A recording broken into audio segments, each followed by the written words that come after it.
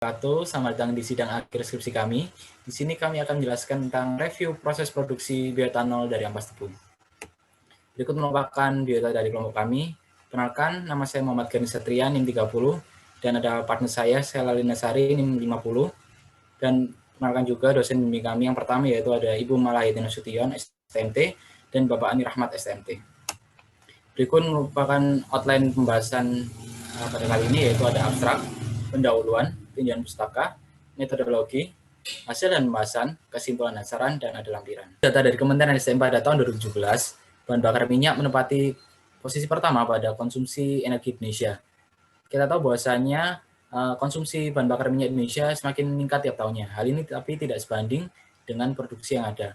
Maka dari itu, menurut PP pada tahun 2014 nomor 79 tentang kebijakan energi nasional Indonesia, perlu adanya energi baru atau terbarukan sebagai solusi pendamping bahan bakar minyak. Di sini kami menawarkan ampas tebu sebagai bahan dari bioetanol karena Indonesia merupakan salah satu penghasil tebu terbesar dunia, yaitu dapat memproduksi sekitar 2,4 juta ton per tahunnya dan menghasilkan sekitar 197 ribu ton ampas tebu yang ada. Di mana ampas tebu ini di dalamnya mengandung lignoselulose yang dapat dimanfaatkan sebagai bioetanol sebagai pendamping dari bahan bakar minyak. Berikut adalah rumusan masalah yang mengacu kepada tujuan. Tujuan dari penelitian kami yaitu yang pertama, mengetahui metode-metode pada proses pretreatment pada bahan baku ampas tebu pada proses produksi bioetanol. Yang kedua yaitu mengetahui proses produksi bioetanol dari ampas tebu. Yang ketiga yaitu mengetahui parameter-parameter yang berperan signifikan terhadap yield dan konversi bioetanol dari ampas tebu.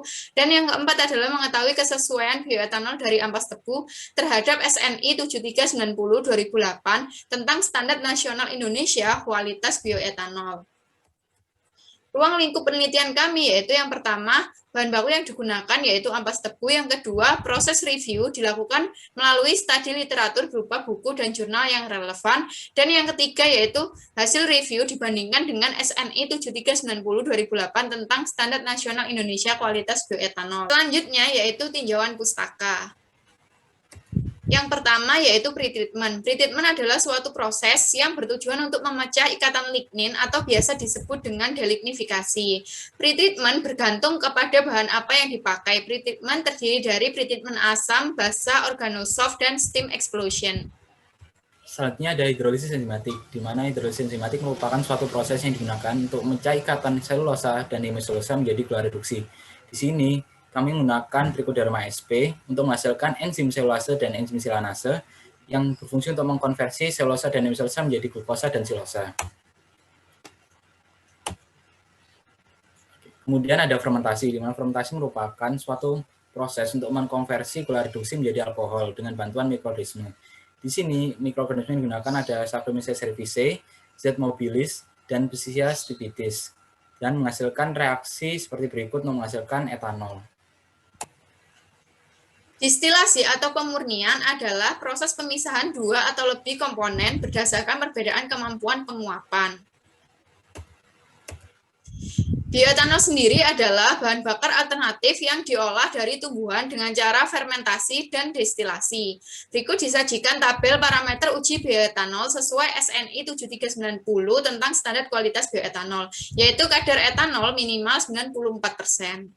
Berikut merupakan metodologi penelitian dari kelompok kami. Di sini kami menggunakan metode review jurnal. Berikut merupakan diagram alir dari proses pengerjaan skripsi kami. Selanjutnya yaitu hasil dan pembahasan. Yang pertama, ada metode-metode pada proses pretreatment. Pretreatment terdiri dari organosoft pretreatment, acid pretreatment, alkaline pretreatment, dan steam explosion. Yang kedua yaitu ada proses produksi bioetanol. Di sini langkah pertama yaitu ada proses perawatan awal atau biasa disebut dengan pretreatment, yaitu bertujuan untuk menghilangkan kadar lignin yang berada pada lignoselulosa atau biasa disebut dengan proses. Kemudian langkah selanjutnya ada proses hidrolisis enzimatik, yaitu digunakan untuk mengkonversi selulosa dan hemiselulosa menjadi gula reduksi. Kemudian gula reduksi tadi akan dirubah menjadi etanol dalam proses fermentasi, di mana etanol tadi akan dimurnikan atau ditinggikan kadarnya pada proses destilasi. Yang ketiga ada parameter-parameter yang berperan signifikan terhadap yield dan konversi bioetanol dari ampas tebu. Yang pertama ada jenis pelarut, konsentrasi pelarut, temperatur, pH, waktu, dan jenis mikroorganisme yang digunakan. Dari parameter-parameter yang telah saya jelaskan tadi, akan saya jelaskan lebih rinci pada slide selanjutnya. Menurut jurnal dari yang kami telah review sebelumnya, di sini ada beberapa komposisi yang terdapat pada ampas tebu. Yang pertama ada lignin, selulosa, hemiselulosa, dan beberapa komposisi lainnya seperti es atau abu, kemudian juga silika. Dari beberapa jurnal yang telah kami review, komposisi tertinggi atau komposisi dominan pada ampas tebu yaitu terdapat pada selulosa, mencapai 34 hingga 52%. Pengaruh jumlah ampas tebu terhadap konsentrasi glukosa yang dihasilkan, semakin besar sampel atau ampas tebu yang digunakan, maka konsentrasi glukosa yang dihasilkan juga semakin besar. Seperti itu. Selanjutnya yaitu pretreatment. Pretreatment terdiri dari pretreatment fisik dan kimiawi. Pretreatment fisik berupa pengeringan dan penghalusan. Berikut di sebelah kiri adalah tabel pretreatment kimiawi. Yang paling baik adalah menggunakan NaOH dengan waktu pretreatment 24 hingga 120 jam. Konsentrasi NaOH 2 hingga 6%, temperatur 50 hingga 80 derajat Celcius, dan persentase pengurangan lignin antara 20 sampai 46%. Berikut disajikan beberapa gambar dari review jurnal yang telah kami lakukan. Berikut adalah pengaruh waktu pretreatment terhadap kadar lignin pada penggunaan variasi konsentrasi NaOH. Lamanya perendaman yaitu 0 hingga 24 jam. Dengan konsentrasi 0 hingga 6%. Konsentrasi NaOH terbaik yaitu pada 4%, karena terjadi pengurangan kadar lignin dari 18% menjadi 11%. Gambar kedua merupakan kurva pengaruh konsentrasi NH4OH terhadap persentase pengurangan berat ampas tebu. NH4OH digunakan setelah pretreatment NaOH, setelah itu diberikan NH4OH lebih lanjut dengan variasi konsentrasi 2, 4, 6, 8, dan 10 dengan perbandingan 1:10, 1:15, dan 1:20. Semakin tinggi konsentrasinya dan semakin banyak perbandingannya, maka semakin banyak pula persentase kehilangan beratnya. Selanjutnya ada hidrolisis enzimatik, di mana pada proses hidrolisis enzimatik ini penggunaan enzim selulase dan silanase secara bersamaan dapat menghasilkan kadar glukosa yang lebih tinggi daripada hanya menggunakan salah satu enzimnya tersebut. Kedua enzim ini dapat dihasilkan oleh Trichoderma sp. Maka dari itu Trichoderma sp merupakan mikroorganisme yang bagus untuk digunakan saat hidrolisis enzimatik. Di sini kondisi optimum digunakan yaitu menggunakan waktu proses 24 hingga 72 jam, temperaturnya 30 hingga 50 derajat Celcius, kemudian menggunakan pH 4,5 hingga 5,5 dengan menghasilkan gula reduksi sebanyak 8 hingga 16 gram per liter dan aktivitas enzimnya sebesar 1,4 hingga 9,2 unit per mililiter. Merupakan beberapa gambar yang kami ambil dari beberapa jurnal yang telah kami review. Gambar pertama yaitu aktivitas enzim dari beberapa mikroorganisme yang diuji. Yang pertama ada Trichoderma sp, Aniger, Padosporium sp, dan Culvaria sp. Di mana dari keempat mikroorganisme tersebut yang paling bagus yaitu Trichoderma sp karena menghasilkan enzim silanase, enzim selulase, dan FPase yang lebih tinggi daripada beberapa mikroorganisme lainnya. Sedangkan yang gambar kedua di sini merupakan pengaruh pH, temperatur terhadap hidrolisis enzimatik, di mana pH yang paling bagus yaitu 4,5 hingga 5,5. Di luar pH tersebut tidak disarankan karena dapat menghasilkan glukosa yang sedikit. Sedangkan untuk temperatur yang paling bagus yaitu menggunakan temperatur 45 hingga 55. Sama dengan pH di luar temperatur tersebut kan karena menghasilkan glukosa yang lebih sedikit. Berikut merupakan proses fermentasi. Tabel tersebut merupakan tabel review jurnal kami pada proses fermentasi. Bahan yang sering digunakan atau mikroorganisme yang sering digunakan yaitu Saccharomyces cerevisiae. Akan tetapi, pada proses fermentasi menggunakan mikroorganisme Z. mobilis mampu menghasilkan etanol lebih cepat daripada menggunakan Saccharomyces cerevisiae. Jika hidrolisit yang digunakan dalam proses fermentasi memiliki kadar glukosa yang tinggi.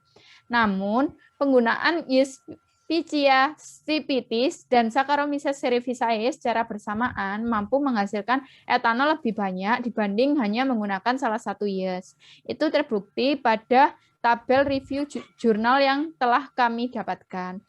Dengan kondisi menggunakan waktu proses yang optimum yaitu 24 hingga 72 jam dan temperatur 25 hingga 35 derajat Celcius serta rentang pH 4,5 hingga 6. Pada kondisi tersebut, yield etanol yang dihasilkan sebesar 25 hingga 55% dengan kadar etanol sebesar 25 hingga 40%. Merupakan beberapa gambar yang kami ambil dari review jurnal kami. Yang pertama yaitu pengaruh pH terhadap kadar etanol. Di sini fermentasi terjadi pada 2 hingga 10 hari. Dan pH yang digunakan yaitu 4, 4,5, dan juga 5. Terbukti bahwasanya pH yang paling optimum digunakan yaitu pada pH 5, karena kadar etanol yang dihasilkan sangat tinggi yaitu 25%. Gambar yang kedua adalah pengaruh waktu fermentasi terhadap kadar bioetanol. Waktu fermentasi yaitu dalam rentang waktu 2 hingga 10 hari. Kadar alkohol setelah didistilasi, kadar etanol tertinggi yaitu pada waktu 4 hari. Dikarenakan pada waktu 4 hari inilah Saccharomyces cerevisiae dapat berkembang biak dengan baik. Yaitu ada proses distilasi, di mana berikut merupakan tabel yang berisikan data-data hasil dari jurnal yang telah kami review. Di sini ada beberapa jenis destilasi yang dilakukan dan ada beberapa bahan tambahan yang ditambahkan dalam proses destilasi. Bioetanol didapatkan dari hasil fermentasi berada di kisaran rentan antara 20 hingga 40%. Di sini dapat ditingkatkan menjadi 92% dengan melalui proses distilasi. Dan penggunaan tambahan CaCl2 dan CaO3 pada bahan tambahan dalam proses distilasi dapat meningkatkan kadar bioetanol. Pelakuan lebih lanjut untuk proses distilasi ini dapat meningkatkan kadar hingga 96 sampai 99%. Di sini beberapa proses distilasi hanya menghasilkan sekitaran 28 dan 85. Tapi jika di sini ada menggunakan destilasi single state atau destilasi bertingkat hingga bisa menghasilkan kadar 92%. Sedangkan untuk beberapa destilasi menggunakan tambahan bahan khusus seperti CaCl2 dan CaCO3 dapat menghasilkan kadar bioetanol yang lebih tinggi yaitu hingga 96 hingga 96,5% seperti itu. Merupakan grafik yang kami ambil dari beberapa jurnal yang telah kami review. Yang pertama ada grafik destilasi bioetanol. Di sini merupakan hasil dari pengulangan destilasi yang dilakukan. Di sini dari 8% kadarnya dilakukan pengulangan 5 kali menjadi 92%. Yang kedua ini merupakan kadar bioetanol dengan penambahan batu kapur sebagai upaya lebih lanjut untuk menjernihkan bioetanol. Di sini dari 92% dilakukan upaya penambahan batu kapur sebanyak 10 gram dapat menjernihkan bioetanol hingga 96,5%. Berikut yang keempat menjawab tujuan yaitu kesesuaian bioetanol dari ampas tebu terhadap SNI 7390/2008. Komposisi etanol pada review penelitian ini berada pada rentang 94,5 hingga 96,5%. Komposisi ini sesuai dengan komposisi bioetanol pada SNI 7390/2008 tentang Standar Nasional Indonesia Kualitas Bioetanol yaitu sebesar minimal 94%. Jadi, komposisi etanol pada review penelitian ini telah memenuhi SNI 7390 tahun 2008. Kesimpulan pada review jurnal yang telah kami lakukan, yang pertama adalah metode-metode pada proses pretreatment pada bahan baku ampas tebu pada proses produksi bioetanol terdiri dari organosoft pretreatment, acid pretreatment, alkaline pretreatment, dan steam explosion. Yang kedua yaitu proses produksi bioetanol terdiri dari tahapan proses seperti pretreatment, hidrolisis enzimatik, fermentasi, dan distilasi.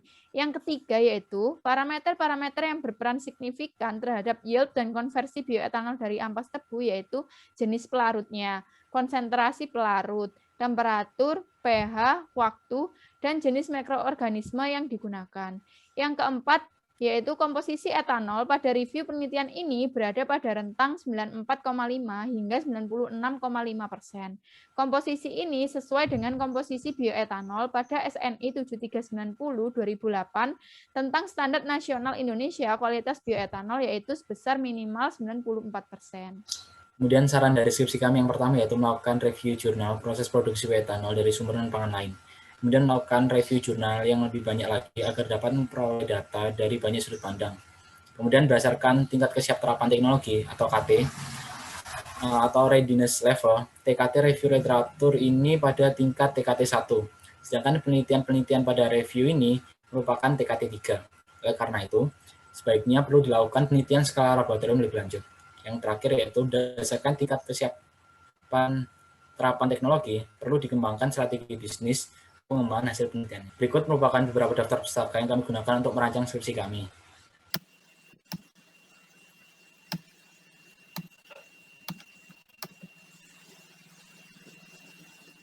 Terima kasih telah menghadiri sidang akhir skripsi kami. Mohon maaf apabila ada salah-salah kata. Semoga skripsi kami bermanfaat untuk kedepannya. Kami tutup. Wassalamualaikum warahmatullahi wabarakatuh.